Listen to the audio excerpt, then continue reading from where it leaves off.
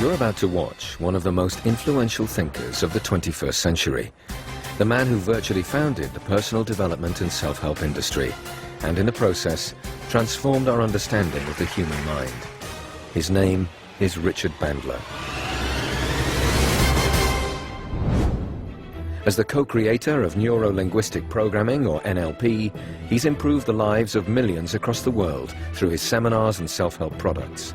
His works have been translated into over 20 languages, and his books, CDs and DVDs regularly top the self-help charts. NLP is about getting the best procedure from the people who have succeeded the best at any task and teaching other people to do it.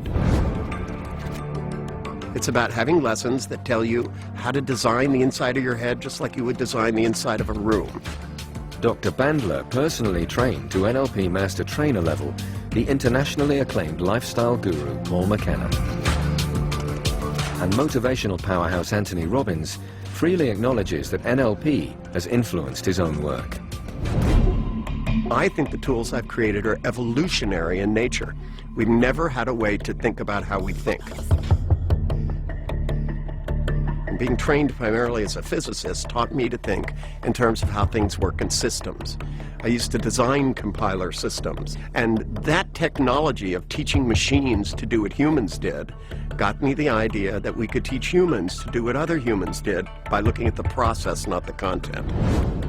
Thanks to Dr. Bandler's mind training techniques, therapists, athletes, business people, writers, artists, musicians, teachers, entrepreneurs, negotiators, politicians, and countless others have become more successful and more effective at what they do. NLP has even inspired and been featured in TV hit series. Through NLP, millions have become assured and more self-confident, fostering a positive outlook on life that's freed them to achieve their goals and fulfill their ambitions. And because Richard Bandler teaches others the art and science of excellence, celebrities who excel at what they do are happy to work alongside him. What I do is I teach people to think differently. You think differently, you feel differently, therefore what you can do expands. Whether you want to become a master in communication, reach the pinnacle in your powers of persuasion with techniques that will leave everyone winners, or simply overcome a phobia and gain more confidence, watch now and understand how you can change your life forever with Richard Bandler and NLP.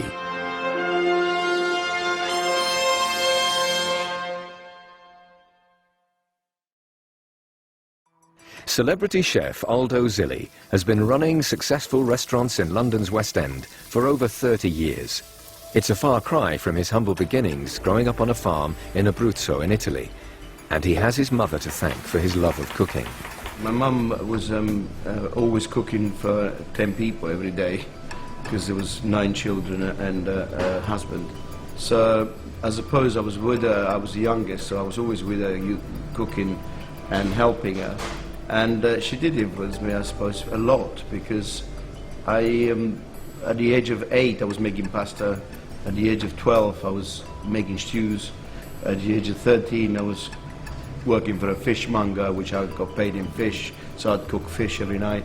So yes, I suppose the family upbringing did influence me quite a bit.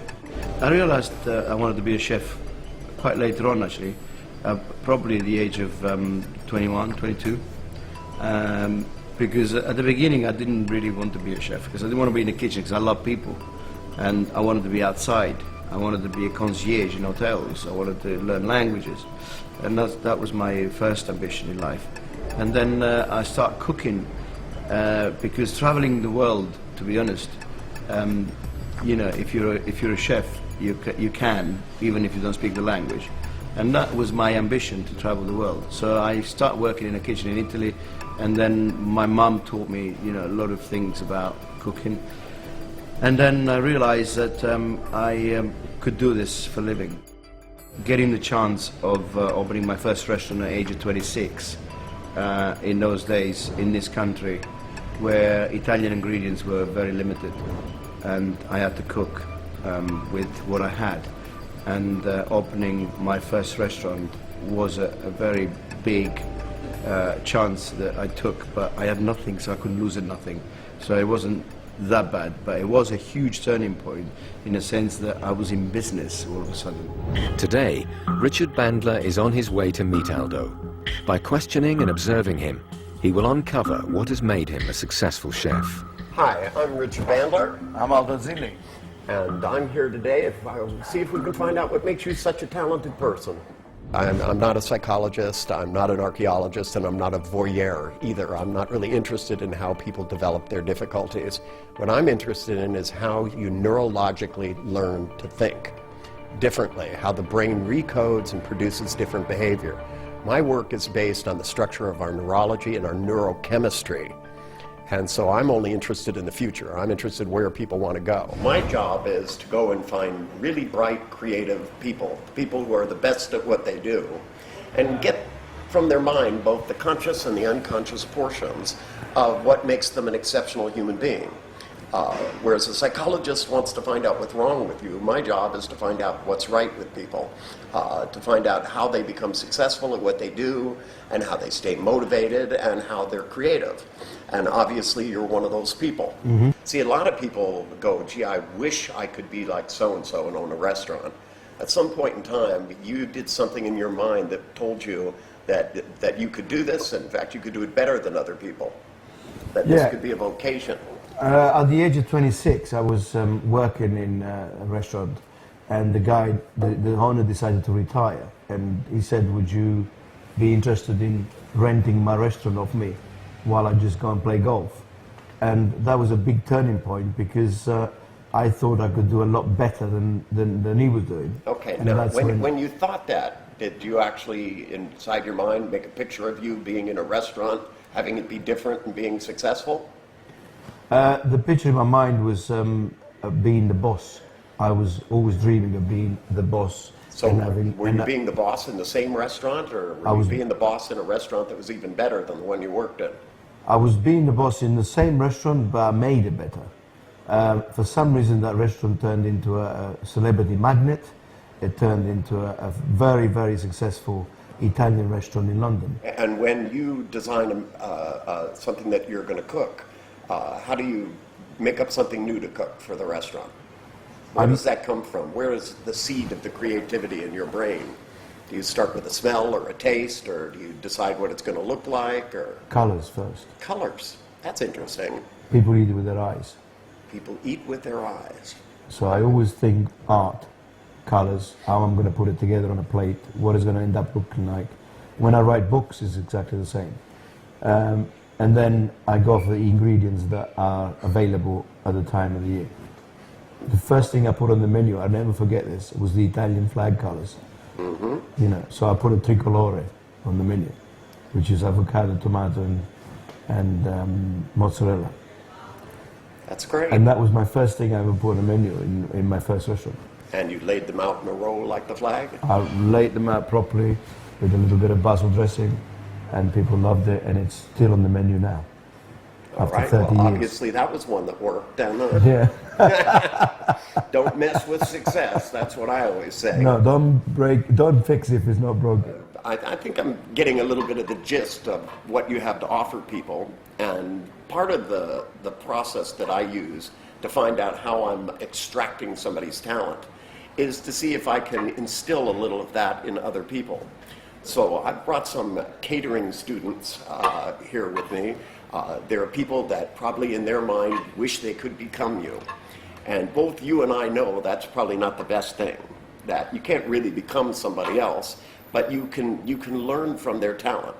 Obviously, you're somebody who's got a very strong will. You can take risks, but you also have unique ways of making decisions about how you would prepare food. And you understand the restaurant business enough that you know it's not about sitting in the back of the kitchen making perfect meals, that your relationship with your customers is important. And so what we're going to do is we're going to have a little chit-chat with these people and see if we can instill in them a little bit of what makes you a powerful guy who ended up doing so well in this business.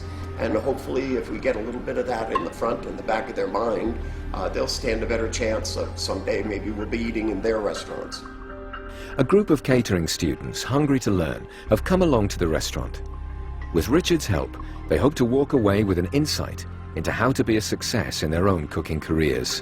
When I meet Aldo, what I would like to achieve is some inspiration, some new techniques and tips to help me in my career. I'd love to know what goes through Aldo's mind throughout all his stages in the career. I'd like to have my own restaurant one day. I'd like to welcome you here to Zilli Fish, Aldo's restaurant. I'm Dr. Richard Bandler.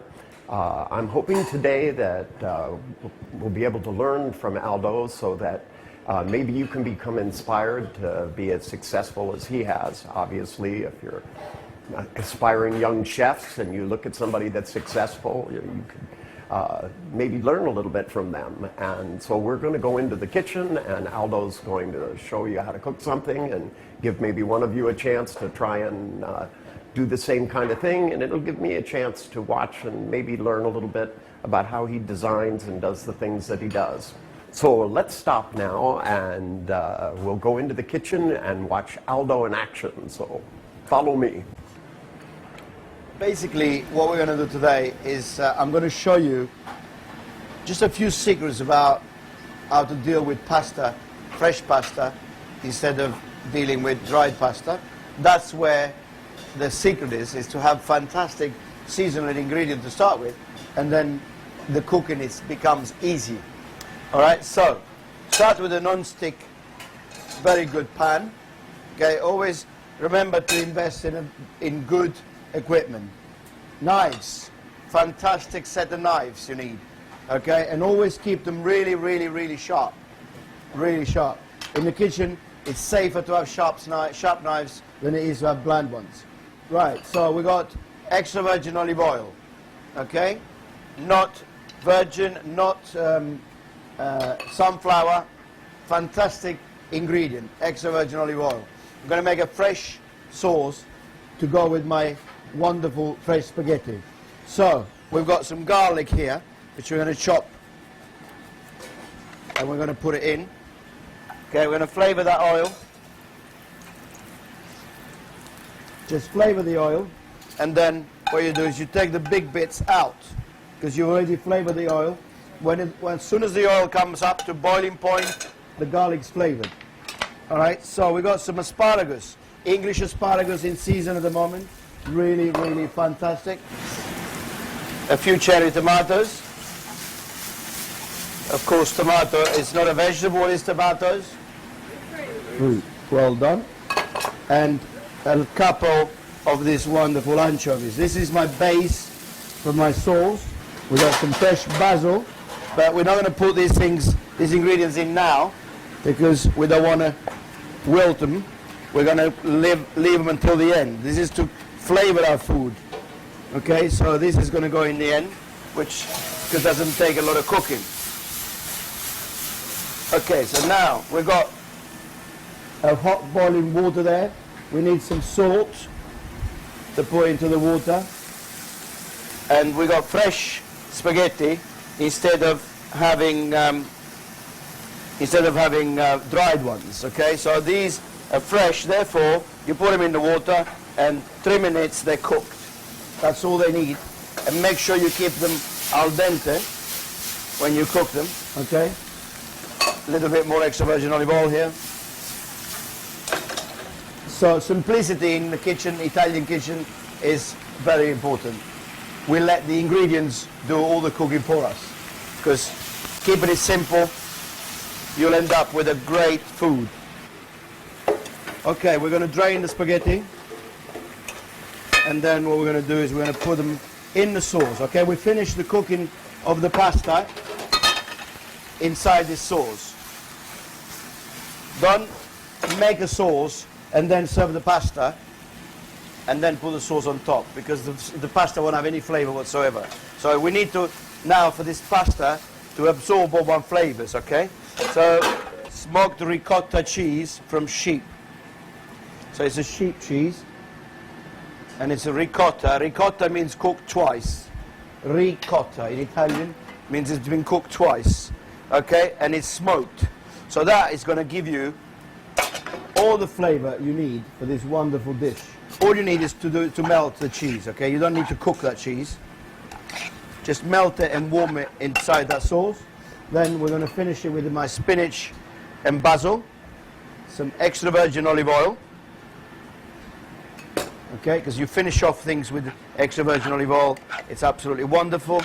And then all the vegetables are not overcooked now. You don't want to overcook anything. Okay, and what you do is you put it on a plate, start in the middle of the plate, and you serve your plate of pasta. You see that took about 3 minutes, and it looks wonderful. The colors, people will eat with their eyes, okay? So the colors here, to me, that tells me, what does it tell you? Summer, freshness, beautiful, Italian. I want to eat it. You know what I mean? You've got to serve something that people want to eat. And the biggest mistake that everybody makes is they don't taste it before it goes out. When I was in the kitchen, I felt that he was really organised. He eats his eyes as well. He used a lot of colour in the dishes that he did. Well, it's obvious with Aldo that he knows what he's doing. He knows his dish as well, and he knows his colleagues well.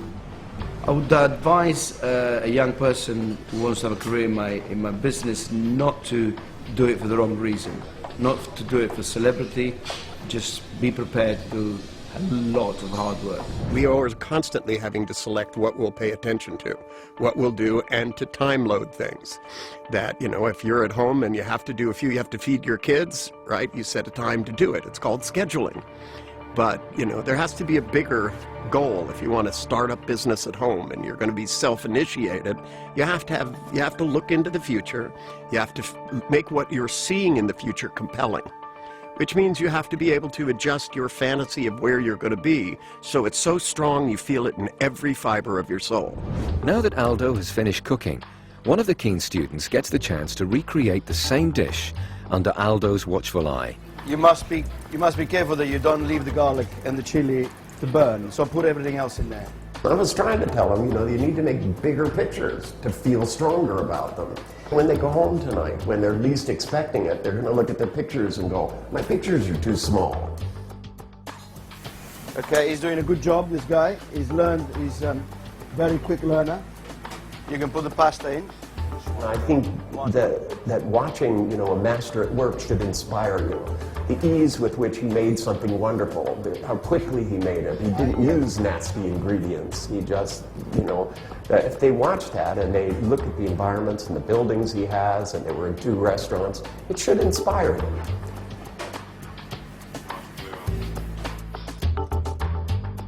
Hey, here's 5. Well done. I mean, you watch most celebrity chefs and your brain is going, I could never do that. But he did it very quickly. He showed you how to be prepared. He showed you what to taste for, what to watch for, how long to do things, and I think it was a great lesson. Well done. Get out of my kitchen, please, everyone. With the cooking done, the students now get the chance to ask their mentor questions and find out the best tips of the trade. Okay, now that you've all seen Aldo cook in the kitchen, and this is going to be your chance to ask the great man questions. And it's not about soufflés, it's about success, and it's about planning. And those of you that want careers like his career, it's your chance to learn a little bit. I want to throw in a few things myself, because observing him and talking to him, there are, to me, some things that are obvious. The difference between the confidence with which he talks about cooking and his future was real different than the way you guys are talking and thinking about it. Now, you could wait 40 years to build up the kind of confidence, but very clearly, to me, is the way he thinks. If you were to adopt more of the way he thinks, then you could let your own creativity flow through it. It doesn't mean you have to be an Italian chef. But certainly the things that he's described today, even the things about how he thinks about food and that it has to look wonderful, the concept that people eat with their eyes and that he plans food. When he talked to me, he described the first thing that he added to a menu when he owned his own restaurant, looking like the Italian flag. And since that had a strong emotional response to him when he lined up food so that it looked that way, it of course gave other people that emotional response. And if you think about creating a meal and that when it's done, it has to have an impact on people. It has to smell good, it has to taste good, and he said it has to be healthy to be good. But this is your chance to ask questions about how he decided and plans restaurants. This is where your imagination, this is a chance to pick up a piece of wisdom that you probably couldn't get anywhere else. So, what's it going to be? These two boys have just been doing a competition. They got through to the next stage. What can they do now to actually win that competition? They've gone through the final, the heats, and they're going to go there. They're a little bit frightened to ask you. And also to help nerves. I think you've got to cook out of your comfort zone. Yeah. I think you've got to go and create for your own sake at home first, before you go to the competition, and push yourself harder outside your comfort zone, and you will win the competition. And keep positive. Yeah. You can do it. That's extremely good advice, because people ask me all the time what personal power is. They go to Tony Robbins' seminar, and Tony tells them to face their fears. And when they come to me, they go, what do you think personal power is? And I think personal power is knowing what you do well and knowing what you don't know well, so that you know what to do next. Because, like, you know, when you get to a certain point, if you just become too comfortable with it, then you just go into this loop, and it goes on forever. There are some people as teachers that teach 50 years one time, and some people teach for 50 years. That's what makes a good teacher. And even when he was teaching you guys to cook a meal, you know, you guys said, oh, you did it too fast. And I don't think you can get people to learn too fast. I think that's what gets things to set in. Maybe he missed one ingredient in there, but the fact that it's all done quickly and the brain patterns things together. You know, if you draw figures on a piece of paper and you flip through it, the stick figure will get up with a frying pan and cook a meal. But if you hand people one of those once a week, the brain doesn't pattern it. People learn faster. And when you challenge yourself and you get to the point where you do something well, and then you go, okay, I can do this well, what can't I do well? You know, sort of what you've done, what you thought about when you were young, and you carried on that. What is your next step then? What's your next success going to be? Well, I challenge myself every day, and every so often I reinvent myself, because I don't want to sit on my laurels and get old and bored. So at the moment, what I've done is a few months back, I gave up alcohol, cigarettes, and now caffeine, just to challenge myself, see if I can be that person. And what kind of person will I be without all those things I've done all my life?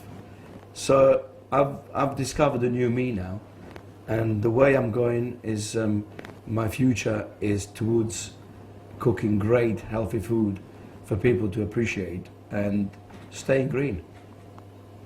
We know you're a very busy chef, so how do you manage all the time with your personal times like that? It's not difficult it's about organization. It's about organizing your head first, and then what you're going to do for the day. I mean, if you think about, I write books, I do cookery programs, I control my kitchens, and I also have a very young family. And I also have exercises to do every day, because unless I do the exercise, my head won't go with me. So I need the strength that I get from the exercise in order to keep myself going. And the advice of no matter what happens, you know, don't give up. It means get that big picture in your mind, keep your eye on the prize, because someday it'll be you sitting here, and there'll be a 95-year-old Richard interviewing you. And the most important thing is to keep going and keep cooking at home, and buon appetito.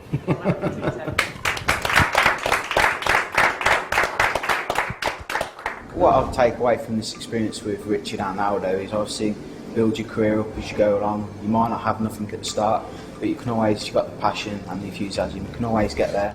Very strong-willed, and I took all that on, that I know that I'd have to get more confident in the future. In as far as Richard is concerned, I was very impressed with him. He says some really, really straightforward things that are so obvious, but you wouldn't necessarily think about it yourself. I think the two students that are in the competition at the moment, they've taken a lot away from us. I think that they're going to be fantastic in the competition, and I think the guy that cooked my pasta, he will eventually be a great chef. If they go back and look at this, there's some great lessons that sometimes when people are learning to do something, they focus on little tiny things. And the lesson from Aldo is to make the big picture and to make it detailed and precise and to stick to it. You know, the precision with which he thought, the clarity, and the source of his creativity, that, you know, that he used every sensory system, smell, taste, colors, to design food. The more you use your internal world, the richer the internal world is, the richer the external world will be. You make plans, and you make them as inevitable as breathing, and then you can't not do it. This has been a once-in-a-lifetime opportunity for these catering students, as Richard has passed on the strategies they will need to make a success in their future careers as chefs.